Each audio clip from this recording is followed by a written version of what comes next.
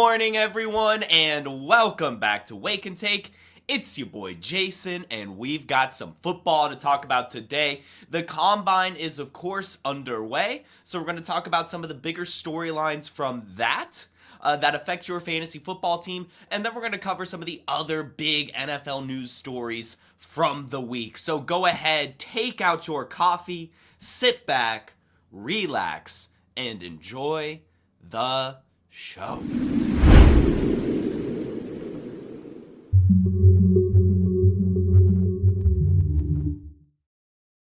And good morning to everyone here in the chat. We got Best Ball, we got Mark, we got Alex, we got Jamie. And if you're listening on the podcast as well, thank you for listening. Again, guys, you can find the podcast via the link in the description. And before we get going, apologies for being MIA this week. Happy Hudson, good morning to you. Apologies for being MIA this week. It happens, you know? The burnout is real. I'm pushing through, and we have to talk some football at least once a week. So we're going to see how things go. Appreciate you guys still hopping in, even though the schedule has been so inconsistent with me lately. We're figuring it out. Day by day, we're figuring things out. So let's get into the football. Let's talk the news. We have some NFL news stories, and then we're going to talk some of the bigger Combine stories as well. We're going to start with the one that I guess people were ruminating on the most, and that is Travis Kelce. Travis Kelce, as we knew, there was some speculation that he may end up retiring. If you tuned into this show, my thought process was that maybe he would do one of those fake retires where he would say he's retiring, but then come back in the second half of the season or even just for a playoff run. Because personally, I felt he wasn't done with football. I don't think you want your last game to be that Super Bowl where they just got absolutely annihilated. I think that, and as he said himself, he still has a sour taste in his mouth. And you know, you look at the stats. I mean, last year he had over 100 targets. He had 97 receptions. He had 823 receiving yards. He was top 5 in receiving yards. He was 3rd in receptions. He led all tight ends in red zone targets. He still has some gas left in the tank. Is he an elite tight end anymore? Probably not, but he's still damn good. I will not lie. And with him returning, we already know the Chiefs have come out and said that he's not going to be as integral a part of the game plan as he has been in the past, but he's still going to be asked to step up. So I'm going to go back to that leading all tight ends and red zone targets. He had 26 of them last year. That's probably about how he's going to be used next year with his return. He's going to be asked to just have these big clutch plays that Travis Kelce has been accustomed to throughout his career. He's still going to be a big impact player. He's probably not going to be consistent for our fantasy team, similar to what we saw this year. He still was top 10 in points per game, but it was never really on a consistent basis. He was fine. You weren't upset you had him. Well, you probably were given the draft capital, but he still kind of worked out. This year, going to be a little bit less. But he's still going to have at least 500 yards. He's still going to have a few touchdowns. And he's still going to be a big part of the Chiefs game plan, but not the Chiefs game plan any longer. And that's kind of what we saw this year anyway, kind of taking their foot off the gas as it pertains to Travis Kelce. And I'm glad to see him back. You know, he's 35 years old, probably going to be 36 by the time the season ends. And it's remarkable to still be playing tight end at that age. I have to admit it.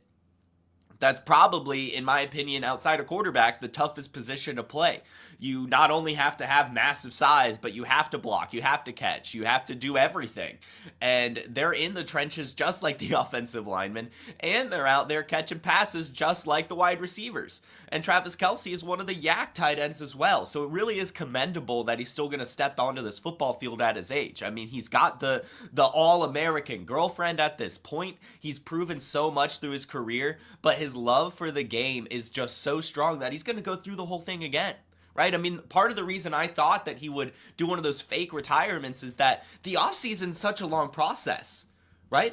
He is committing to still doing that, going to the training camps, doing preseason. He probably won't play a preseason snap, but you know what I mean. Playing all the games through the season. It is a true slog. So I do want to play the applause sound effect for Travis Kelce. I did. And I say all this because there was another big storyline this week, and that is the fact that some people were speculating that Gronk, the Rob Gronkowski, was going to unretire. I have no idea where that came from. As the resident Gronk stan, I didn't believe that for a second. In fact, I almost went on Wake and Take just to do Gronk is not unretiring, like that's not gonna happen. But I didn't. And now we're here to just say he's not unretiring. Yes, his final season in the league, he had over 800 receiving yards. Yes, he had 6 receiving touchdowns. But he's about the same age as Travis Kelce, which is pretty remarkable, actually. He's like 35.8. Travis Kelce's like 35.4. But if any of you remember watching Rob Gronkowski in that final season, he had elbow braces, knee braces, neck braces. I mean, the dude looked like a transformer out there and had basically become a glass cannon. And he hasn't played ball since 2021. He was not going to unretire. I know it's a fun story, but like, we have to be realistic with these types of things and not get too excited. Yeah, sure, in your deeper dynasty leagues, you can take those fun flyers and just see what happens, but we should have all known better. And that's one of the things I hate so much about the offseason, is just how sensational these stories become. Now, I see a comment here, Gronk to the Raiders is coming. Maybe as an executive or a tight ends coach, but I don't know if he would be a good coach, to be honest. And maybe he could do the playoff thing, but I really doubt it. We've seen time and time again players, even 1 year removed from the game, struggle to come back to any shape or form. He hasn't played since 2021. It isn't happening. As much as I would love it to, I love Gronk. But it ain't happening, unfortunately. And yeah, that's the story. He came out and said it himself. He's not unretiring. He said there's just no way. He is not in football shape anymore. He's lost a ton of weight. Like, the weight, like, again, that's why it makes Travis Kelce still playing so remarkable, is he's not in like everyday body form. Like, you have to bulk up certain parts of your body to play this position. You have to stay in a certain size and frame. And Gronk's totally lost that. He's kind of skinny now. You can't play ball like that. Not as a tight end. As much as I would love it to happen. So anyway, I see this whole Raiders segue, right? Let's keep it going on the Raiders. Because Matthew Stafford, that's another fun storyline that we've been talking about here this offseason. He was officially, by the Rams, given permission to try to find a trade partner. This comes as he is kind of in contract negotiations. Last year in training camp, they did agree to $23.5 million guaranteed and restructured their contract so that they would have to renegotiate it this season. He wants some money. He's at the end of his career. He wants to get what a lot of these quarterbacks are being paid. I mean, for God's sake, Daniel Jones was making over $40 million. Why can't Matthew Stafford? And we'll see, right? The Rams kind of have the money to make it work, but there are definitely teams out there that would probably pay him more. But is that really what he wants? That's what we're going to learn. Matthew Stafford, in his part, has not really said too much about this. He's been a little tight-lipped. But we do have some information from Sean McVay, and we do have some information, I believe, this is just all from Sean McVay. Sean McVay has talked a lot about this. He yaps, guys. Sean McVay is one of those coaches that talks a lot. But anyway, this is what he had to say, and this was on the Fits and Wits podcast. When you talk about the elephant in the room, these are things that are really challenging. There's no discrepancy of us wanting him to continue to lead the way and be our quarterback. The interesting and challenging dilemma and dynamics within this are, how do you continuously, as a head coach, look at the short term and the long term to be able to figure out what does that really look like? There's no dispute, and let's not get it twisted in regards to anyone wanting him to be our quarterback. There's layers to it. You have to be able to say, how do we continuously build? How do we support him? And how do we make sure that he's getting what he's worth relative to those things? At the end of the day, we have something in mind. He has something in mind, and nobody's right or wrong. Ultimately, you're saying there's a ton of interest because this guy is an incredible player. And this is true. Matthew Stafford over the last 2 years has thrown the ball over 500 times. He's had over 3,500 passing yards. He's had 20 passing touchdowns or more in back-to-back seasons. And we've seen this year, right? I mean, he has what it takes to win playoff games. I mean, almost beating the Eagles. Look at what Patrick Mahomes did versus the Eagles and what Matthew Stafford did versus the Eagles. He's an elite Hall of Fame quarterback, even at his age. So any team that gets him is lucky. And that's why I just don't see why the Rams would get rid of him. What would be the Rams' plan if they did not have Matthew Stafford anymore? I challenge you guys in the chat. I challenge you guys in the comments. Is it really Stetson Bennett? Is it Carson Wentz?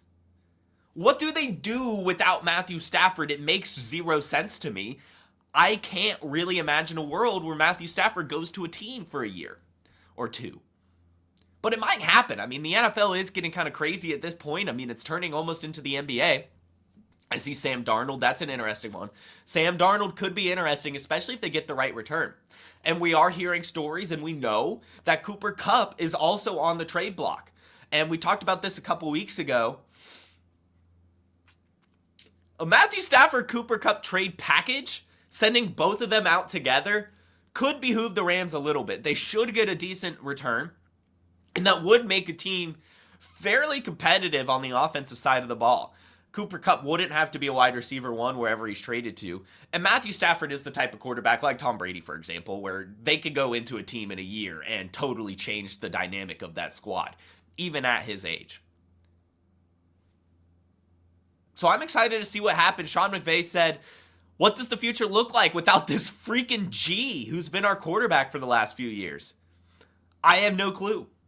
I really don't. That's, again, why personally I believe he's back with the Rams, but I could see a world where Matthew Stafford and Cooper Kupp are sent out to another team that is trying to win a Super Bowl. Now, the big story right now is that he's meeting with the Raiders. He met with Tom Brady. The Raiders doesn't make sense to me if I'm Matthew Stafford, unless his only goal is just money. Now, again, Matthew Stafford hasn't really said too much. So if his goal is money, the Raiders make sense. But I know he's won a Super Bowl, but I would assume if you're at the twilight of your career, you probably want to try to win another ring and compete. I don't think you want to go through the process of playing a football season just to make money. He's made millions throughout his career. So I'm curious to see how that goes. I see some fun comments in here. Rubio says that they're hashing out a deal today at the Combine. That makes sense to me, him and the Rams. And Happy Hudson, this is a good point as well, that they're maybe a bit far apart in negotiations, and Matthew Stafford meeting with these other teams just helps him get a feel on how the open market views him as well. But I mean, like, the team that needs Matthew Stafford the most is probably the Rams. So that's where I'm at. But I love this story. I really do. I've been a Matthew Stafford stan forever. You know, years ago, like 2014, maybe 2012 even, Aaron Rodgers came out. Aaron Rodgers, when they were division rivals, came out and said that Matthew Stafford is the most underrated quarterback in the league. In fact, one of the best in the league, at a time where Matthew Stafford didn't have enough respect because he was on the Lions. And the second I heard that even Aaron Rodgers, that prick of a man, can compliment his division rival in such a way, that opened my eyes. And I love the guy. He's an incredible quarterback. He's one of those guys that just has that it factor. We see it in the playoffs time and time again. And yes, Aaron Rodgers still says that. So, I know that this is all speculation, but this is the type of story that is fun to speculate on, right? This isn't Gronk unretiring. This is a Hall of Fame quarterback potentially making waves in the NFL. And so I'm very curious to see what happens here. I think he's going to end up back on the Rams, but I could see a very fun and exciting world where Matthew Stafford and Cooper Kupp are sent out together somewhere. But if that happens, my only question to the Rams is, what is your plan? I know Sam Darnold's out there, but he's starting to command some money, and you may as well just pay Stafford. I made the joke about Carson Wentz, but the more and more I say that with those words, that would be kind of funny with the whole, like, full circle Jared Goff, Carson Wentz moment. And quarterbacks will do well in a McVay system. Jimmy G, I see in the chat here, he's technically there. So we'll see. If I'm the Rams, though, I think getting rid of Stafford is essentially giving up. And maybe they feel they have to do that. They are in kind of a, they probably need to rebuild era with the way things are going. So maybe they would just totally nuke it and go from there. But if I'm them, I have Matthew Stafford, who's not only a great quarterback still, but also an incredible veteran presence. You guys know my take. I said that they would be a good team to take like Quinn Ewers later in the first, or trading up in the second or something like that, depending on how the combine goes for him. But with this quarterback class being quote unquote weak, we say this every year. We said this last year. They were all fantastic. I think that this would be a great time for the Rams to draft a rookie quarterback and have them sit behind Matthew Stafford for the future, because these guys are a bit raw. They are. That's why I like Quinn Ewers, for example. I think that that would be a fun one. I think that he could learn a lot from Matthew Stafford and in this system. So that's my take. I think he's back on the Rams, but we'll see. Very exciting. Very, very exciting stuff. And one more news story before we get into the combine. Khalil Shakir has signed an extension with the Buffalo Bills, really putting into perspective how much wide receivers are worth. 4 years, worth up to $60 million for Khalil Shakir. 32 of that guaranteed. And Bills GM Brandon Beane came out and said, you'd be hard-pressed to find anyone, fans, players, anyone in our building to say anything negative about Khalil and what he's brought. He's a true lunch pail Buffalonian. I mean, I know he's not from Buffalo, but he doesn't say anything. He just shows up every day. He's Mr. Dependable, and when the ball comes his way, he usually comes down with it. And that's true. He was very consistent last year. Finished the year with 821 yards, 100 targets, 4 touchdowns, was top 36 in fantasy points per game amongst wide receivers. And if you're looking for some good stats here, he was 12th in slot snaps, 10th in route win rate, and 7th in target separation, leading the Bills in receiving. Really good contract for him. Makes a ton of sense to lock down your consistent safety net wide receiver for Josh Allen. 4 years, $60 million. What's that, about 15 a year? That's actually not too bad in this wide receiver market for what he's brought to the team. And that makes James Cook, who's asking for about the same amount of money, feel a little perplexed, I bet. I'm curious to see how that James Cook contract negotiation goes as a result of this. I see a question here, so Cooper is gone then? Not necessarily. I don't believe the salary cap is real, so I'm sure that they could figure out something. But yeah, I mean, Khalil Shakir looks to be the guy that they want to not necessarily build around, but build from, if that makes any sense. Like, he's the safety net, he's the beginning. They've got Keon Coleman now going into year 2. Dalton Kincaid can maybe improve, and they have James Cook out of the backfield. They're happy with how they looked this year. Let's be honest. Josh Allen can put this team and has put this team on his back. You don't need a Jamar Chase on this team. So we'll see. But yeah, Amari Cooper is probably gonna want to go to a team that will use him more. If he stays in Buffalo, it's gonna be exactly like it was this year, where not that much volume. So we'll see. But anyway, that's kind of the big news story. Congratulations to Khalil Shakir. Before we get into our combine talk, let's hear about Fast Draft Origins. Rookie. It's all about rookie talk in fantasy football right now. So why not go use all that knowledge to do something other than a mock draft? Chris Jimino won $8,000 with just 2 teams last year, and each draft took 5 minutes. That's pretty good ROI. You can start doing rookie drafts for money today on Fast Draft. The Origins tournament is live. It is the place to go and monetize your knowledge of rookies and use your favorite Player Profiler host promo code for a $25 deposit match. Now let's go start drafting faster. Start drafting faster at Fast Draft. You can use promo code JASON for a $25 deposit match. That'll be 5 more entries into Origins.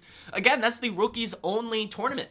And with the combine going through this weekend, next week is the perfect time to start doing the rookie drafts. We'll have all the athletic scores, and you can take some chances and see who you think may be good regardless of the landing spot. So it's time to get into these fast draft screets. Use promo code JASON for a $25 deposit match. Now, There's only 3 stories I want to talk about from the Combine. We'll kind of cover it in post next week. I don't want to speculate on too much on what may or may not happen. But I do want to talk about some stuff we know won't be happening. And that is 3 players not working out at the Combine: Cam Ward, Shedeur Sanders, and Travis Hunter. We'll start with Travis Hunter. Travis Hunter is not working out. It has come out beforehand that he was going to work out as a corner and is entering the draft as a corner. But media availability this week for all the rookies, he has talked about what he wants to do at the next level, and that is play both sides like he has in college.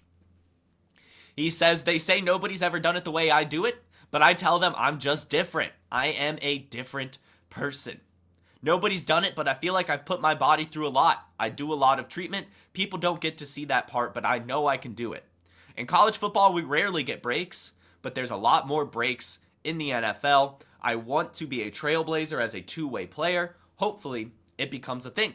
He played virtually every snap the last 2 seasons on both sides of the ball last year.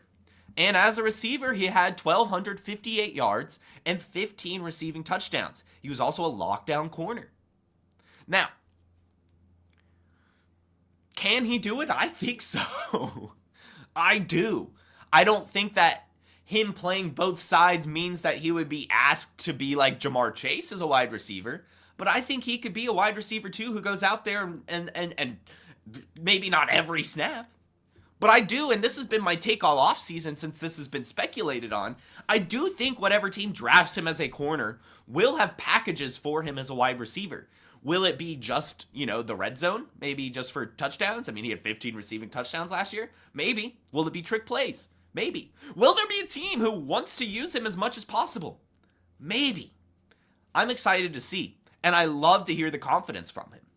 He is built different. There's been no one in the NFL who's done this since the 60s. But it could happen. And if anyone's going to do it, it might as well be the guy who's done it in college the past 2 seasons. And he is right. In college football, there are less breaks. There are less breaks in college football. But the NFL snaps are harder.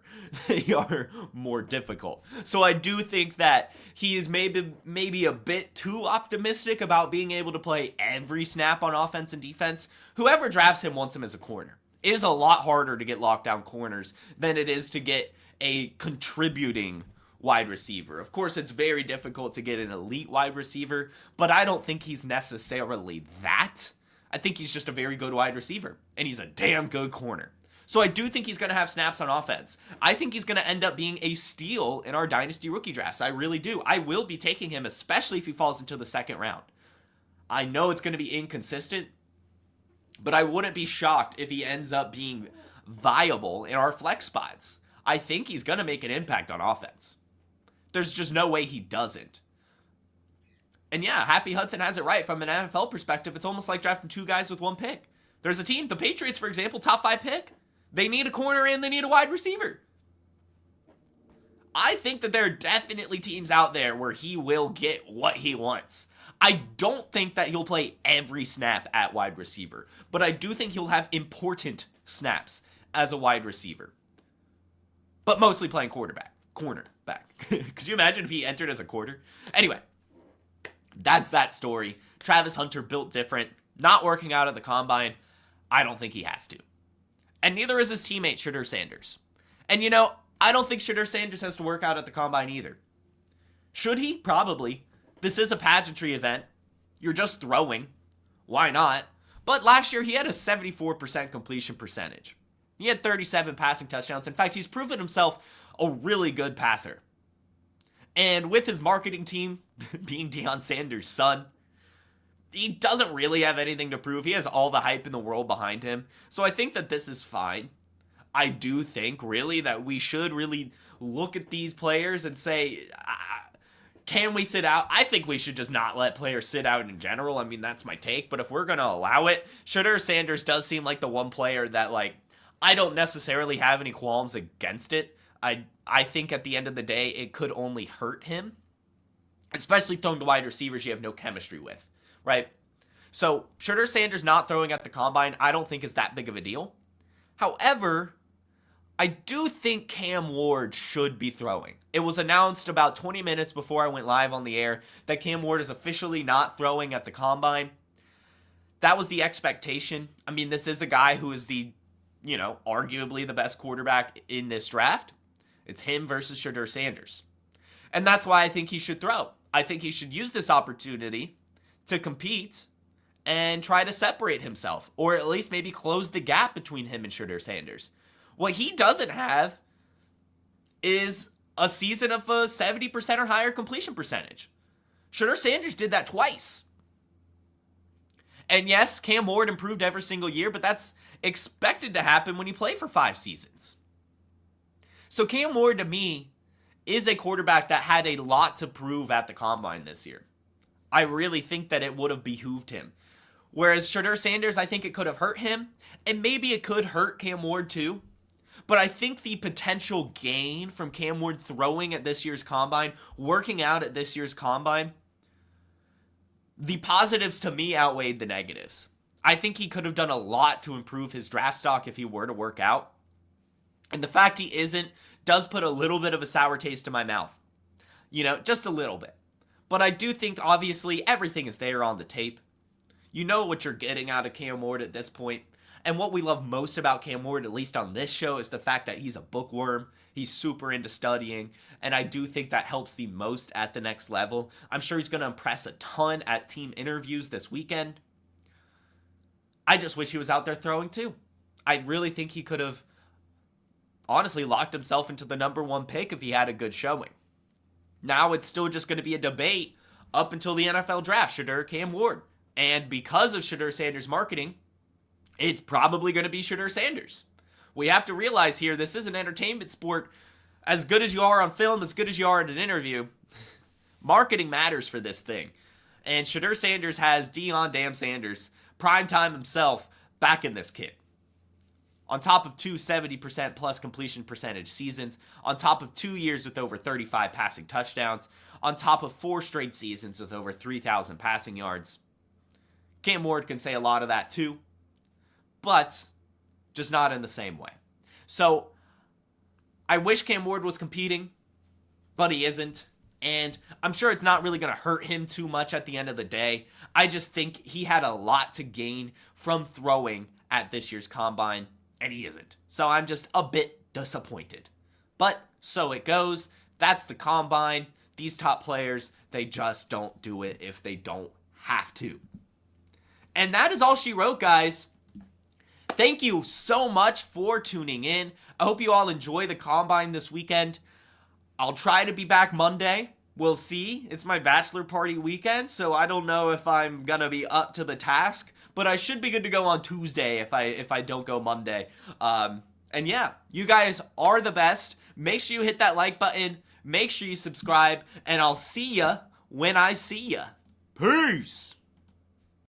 Hey, I want to thank you for being part of this broadcast. If you have any thoughts on it, leave a comment. If you enjoyed it, make sure you leave a like. And if you want to see more shows on the Player Profiler channel, subscribe to it. That's how we know you want more.